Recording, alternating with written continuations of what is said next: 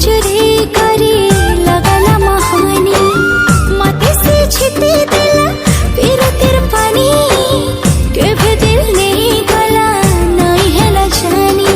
झुनक झुनक बाजे तार गुड़र पायला तार पतली अंटा हाय रे मते कला पागला। झुनक झुनक बाजे तार गुड़र पायला तार पतली अंटा हाय रे मते कला पागला। आखी आखी रे कहेसी कथा मोर सजानी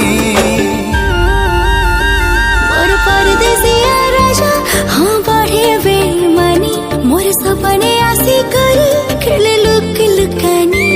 मोर सावली सलोनी आए फुले घुमानी मते भल पाइसी केते मोर गेल हे रानी।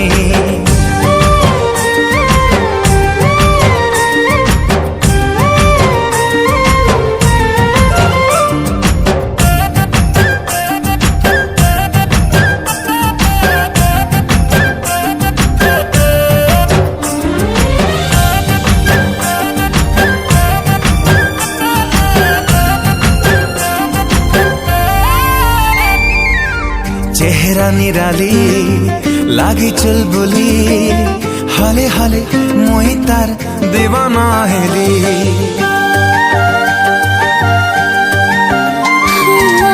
छन के पायल खन के चूड़ी हाय कर नाथी मान जाई उड़ी। टुकुर टुकुर इशारा तार मते सतासी पदम लेखे हंसी तार मते है तासी। टुकुर टुकुर इशारा तार मते सतासी पदम लेखे हंसी तार मते है तासी। ई दिल चाहे सी तार गाने घर बनामी